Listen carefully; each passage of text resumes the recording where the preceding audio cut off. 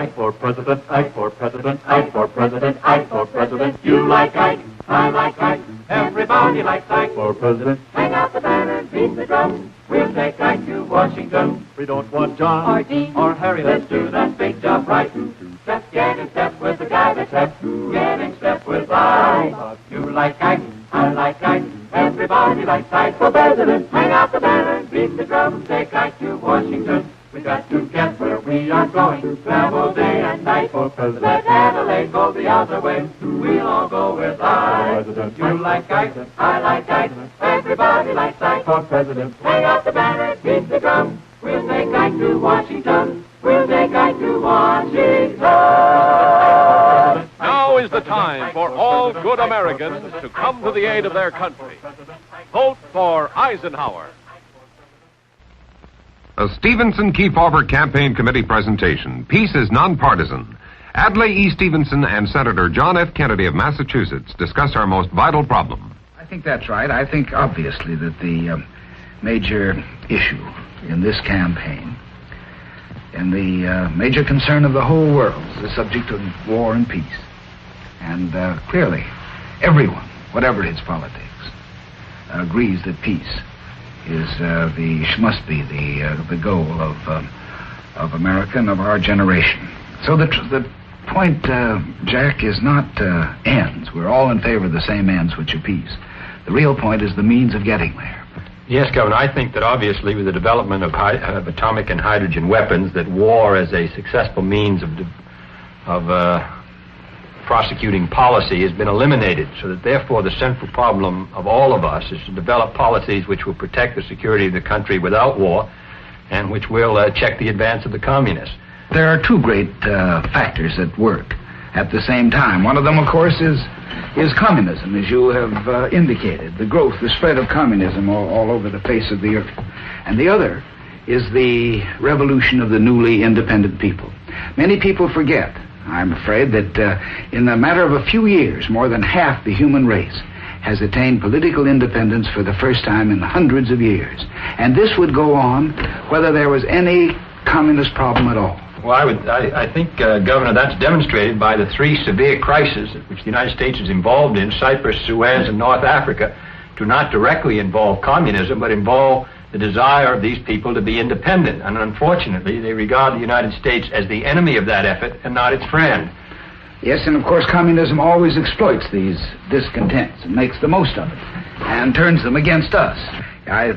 What emerges in my mind, perhaps more significantly than anything else, is that these underdeveloped countries are going to develop. They're going to industrialize. They're going to have more of the good things in life. They're going to improve their standard of living one way or another.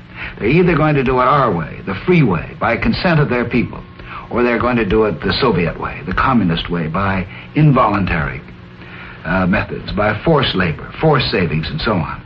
The important thing, it seems to me, Jack, is to persuade these people that they may preserve their independence, that they can keep free too, the way we have been. But to do that, we're going to have to help them. And I think that there would be nothing more important than you could do as president is to show that the United States speaks with its traditional voice and puts out its hand of friendship to all these people. And after all, you don't stop ideas at boundaries, and you don't stop them with bullets.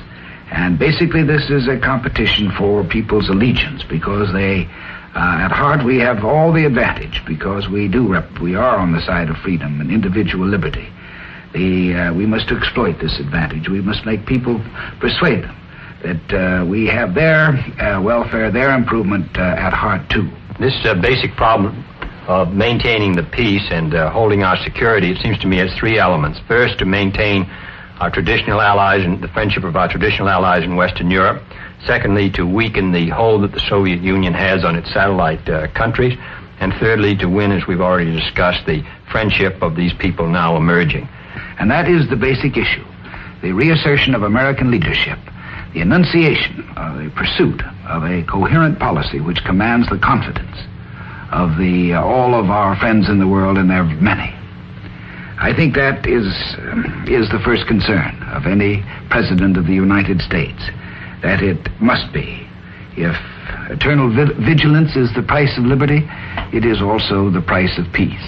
Until that happy day that we can all look forward and pray for, when we can live in peace and security, when our sons will not have to fight again to preserve the independence of the United States.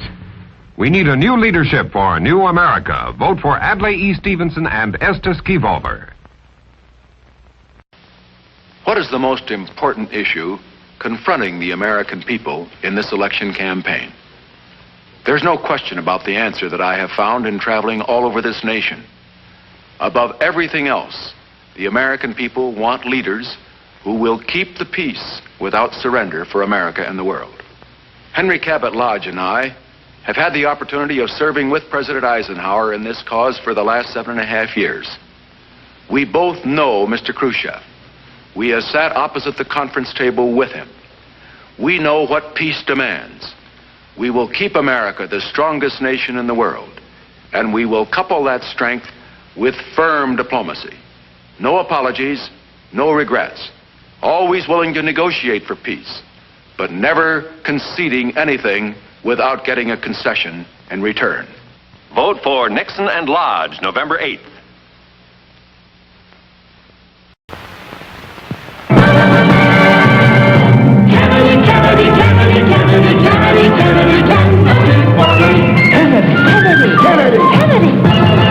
Do you want a man for president who's seasoned through and through, but not so doggone seasoned that he won't try something new? A man who's old enough to know and young enough to do. Well, it's up to you, it's up to you, it's strictly up to you.